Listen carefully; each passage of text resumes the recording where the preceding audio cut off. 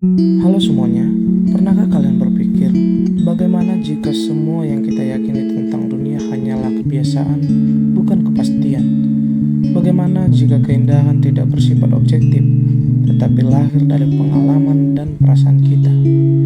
Pada hari ini, kita akan membahas sosok filsuf yang mengguncang dunia pemikiran yang skeptisisme dan empirisme, David Hume dalam perjalanan teori estetika dalam secara filsafat.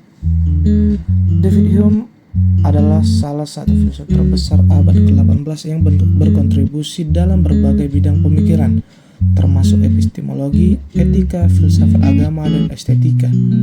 Pemikirannya yang berbasis empirisme dan skeptisisme telah memberikan pengaruh besar terhadap filsafat modern.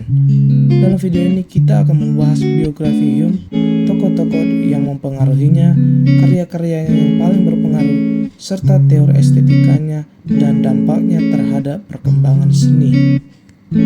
David Hume lahir pada 7 Mei tahun 1711 di Edinburgh, Skotlandia, dalam keluarga yang memiliki latar belakang terhormat. Ayahnya, Joseph Hume, adalah seorang pengacara yang meninggal saat Hume masih berusia 2 tahun. Ibunya, Catherine Falconer Hume, adalah seorang wanita yang cerdas dan mendukung pendidikan anak-anaknya. Hume dibesarkan bersama saudaranya John, yang kemudian menjadi pemilik perkebunan, dan saudara perempuannya Catherine. Sejak kecil, Hume menunjukkan ketertarikan besar pada filsafat dan ilmu pengetahuan. Pada usia 12 tahun, ia memasuki Universitas Edinburgh, sebuah usia yang sangat muda bahkan untuk standar saat itu. Awalnya keluarganya menginginkannya untuk menjadi pengacara, tetapi Hume lebih tertarik pada filsafat dan sastra. Ketertarikannya pada pemikiran mendalam membuatnya meninggalkan studi hukum dan memfokuskan diri pada eksplorasi intelektual secara mandiri. Pada tahun 1739 sampai 1740, Hume menerbitkan karya yang paling ambisius, A Treatise of Human Nature. Namun, karya ini tidak mendapatkan perhatian luas pada awalnya. Kegagalan ini mendorongnya untuk menyusun ulang pemikirannya dalam bentuk yang lebih ringkas dan lebih mudah dipahami melalui An Enquiry Concerning Human Understanding tahun 1748 dan An Enquiry Concerning the Principles of Morals tahun 1751, yang kemudian mendapat pengakuan lebih baik. Selain sebagai filsuf, Hume juga seorang sejarawan yang sukses. Karyanya The History of England terdiri dari 6 volume yang mendokumentasikan sejarah Inggris dari invasi Julius Caesar hingga revolusi 1688. Buku ini menjadi sangat populer dan membuatnya lebih dikenal oleh masyarakat umum dibanding karyanya di bidang filsafat. Hume meninggal pada 25 Agustus 1776 di Edinburgh karena penyakit kanker usus, tetapi warisannya dalam dunia filsafat terus hidup hingga saat ini. Tokoh-tokoh yang mempengaruhi David Hume. Hume banyak dipengaruhi oleh pemikir besar sebelumnya yang membentuk pemikirannya tentang empirisme, skeptisisme, dan moralitas. Yang pertama adalah John Locke, empirisme dan teori pengetahuan. John Locke adalah salah satu pendiri empirisme Inggris dan memiliki pengaruh besar terhadap Hume. Salah satu gagasan utama Locke yang berpengaruh adalah teori tabula rasa yang menyatakan bahwa manusia lahir tanpa ide bawaan dan semua pengetahuan berasal dari pengalaman. Hume mengambil gagasan ini dan mengembangkan lebih lanjut teori impresi dan ide. Menurutnya, pengalaman langsung adalah dasar dari semua pengetahuan, sedangkan ide hanyalah refleksi dan salinan dari impresi tersebut. Locke juga membedakan antara kualitas primer dan sekunder dalam benda-benda, tetapi Hume lebih skeptis terhadap konsep ini dan berpendapat bahwa semua yang kita ketahui hanyalah kesan yang dihasilkan oleh pengalaman kita, bukan sifat sejati dari benda itu sendiri. Selain itu, Locke juga berpendapat bahwa hubungan sebab akibat berasal dari pengalaman, bukan dari akal atau edukasi rasional. Hume memperluas gagasan ini dengan meragukan apakah kita benar-benar lebih mengetahui sebab akibat secara pasti, yang kemudian dikenal sebagai problem induksi. Selanjutnya ada George Berkeley 1685 sampai 1753 imaterialisme dan kritik terhadap substansi. George Berkeley adalah seorang empiris yang lebih radikal dibandingkan Locke. Ia berpendapat bahwa materi tidak benar-benar ada, dan semua yang kita ketahui hanyalah ide dalam pikiran kita. Pandangan ini dirangkum dalam prinsip esse et percipi, yang berarti bahwa sesuatu hanya ada sejauh ia dipersepsikan oleh pikiran. Hume tidak menerima konsep imaterialisme Berkeley secara penuh, tetapi ia mengambil beberapa aspek skeptisnya. Seperti Berkeley, Hume berpendapat bahwa kita tidak pernah memiliki substansi atau keberadaan independen suatu objek. Yang kita alami hanyalah kesan atau ide kita tentangnya. Namun Hume lebih skeptis dibanding Berkeley dan bahkan meragukan keberadaan aku sebagai substansi yang tetap, mengungkap bahwa diri hanyalah sekumpulan persepsi yang terus berubah. Selanjutnya adalah Isaac Newton tahun 1643 sampai 1727. Newton bukan seorang filsuf dalam arti tradisional, tetapi metodenya dalam ilmu pengetahuan sangat memengaruhi pemikiran Hume. Newton menggunakan metode induktif yang menekankan observasi dan eksperimen sebagai dasar pengetahuan ilmiah. Hume mengagumi Newton dan berusaha menerapkan metode ilmiah pada studi manusia yang ia sebut sebagai sains tentang manusia.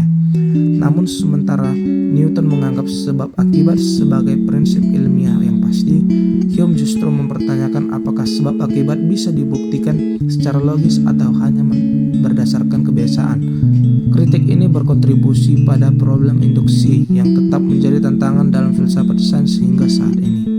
Yang terakhir adalah Francis Bacon 1561 sampai 1626. Francis Bacon adalah perintis metode ilmiah berbasis pengalaman dan induksi. Ia menolak perdebatan skolastik yang mengandalkan logika deduktif Aristotelian dan lebih memilih observasi langsung terhadap dunia. Hume mengadopsi pendekatan empiris ini, tapi juga lebih skeptis jika Bacon percaya bahwa metode induktif bisa membawa kita pada kebenaran ilmiah. Hume justru meragukan apakah induksi benar-benar bisa memberikan kepastian, karena masa lalu tidak menjamin masa depan. Selain itu, Bacon mengkritik idola pemikiran, yaitu sebagai prasangka yang menghalangi manusia dalam memahami dunia secara objektif. Hume mengembangkan ide ini dalam kritiknya terhadap dogma agama dan metafisika, menegaskan bahwa banyak keyakinan manusia hanya didasarkan pada kebiasaan, bukan bukti rasional. Teori estetika David Hume. Yang pertama adalah estetika berbasis empirisme. Sebagai seorang empiris, Hume berpendapat bahwa keindahan bukanlah kualitas objektif dalam suatu benda, melainkan pengalaman subjektif dalam diri pengamat. Keindahan muncul karena kesan dan perasaan yang ditimbulkan suatu karya seni terhadap individu. Dengan kata lain, tidak ada standar keindahan yang bersifat mutlak, melainkan tergantung pada pengalaman dan perasaan individu.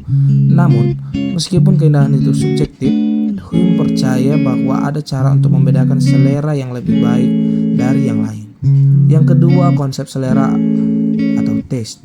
Hume berargumen bahwa meskipun preferensi estetika bersifat subjektif, ada perbedaan antara selera yang lebih halus dan selera kurang berkembang. Ia percaya bahwa orang-orang dengan pengalaman lebih luas dalam seni, pemahaman yang lebih baik, dan kepekaan lebih tajam memiliki selera yang lebih unggul.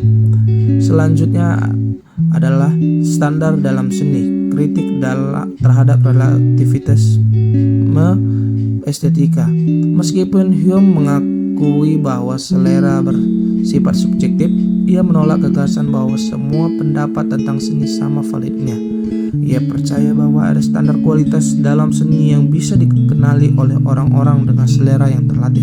Misalnya, seorang ahli sastra yang telah membaca banyak karya dari berbagai zaman dan budaya lebih mampu menilai apakah sebuah puisi memiliki keindahan dalam kedalaman yang layak dihargai.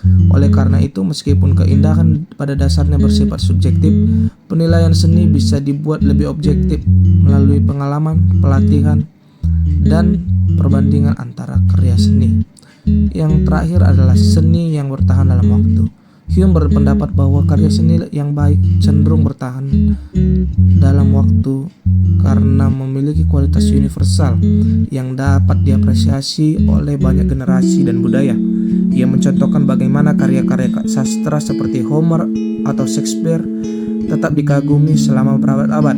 Namun ia juga mengakui bahwa selera bisa berubah seiring waktu karena konteks sosial dan budaya yang berbeda.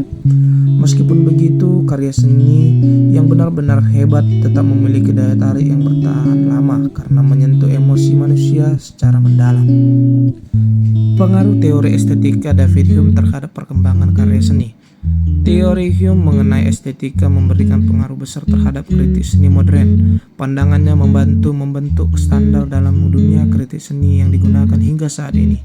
Pemikirannya juga turut mendukung perkembangan aliran romantisme dalam sastra dan seni rupa yang menekankan pentingnya pengalaman subjektif dan emosi dalam apresiasi seni. Museum dan Akademi Seni mulai mempertimbangkan pandangan kritikus ahli sebagai dasar dalam mengevaluasi seni, mengikuti gagasan Hume tentang bagaimana pengalaman dan keahlian dapat menghasilkan penilaian yang lebih baik terhadap keindahan. Selain itu, pemikirannya menginspirasi filsuf estetika selanjutnya seperti Immanuel Kant yang kemudian mengembangkan teori tentang pengalaman estetika dan keindahan secara lebih mendalam. Kesimpulan yang dapat kita ambil dari David Hume adalah bahwasanya David Hume adalah seorang filsuf yang memberikan kontribusi besar dalam berbagai bidang pemikiran, termasuk epistemologi, etika, dan estetika. Meskipun ia menghadapi banyak tantangan dan kegagalan, pemikirannya terus berpengaruh hingga saat ini dan menjadi dasar bagi banyak diskusi dalam dunia filsafat, kritik seni, dan humaniora.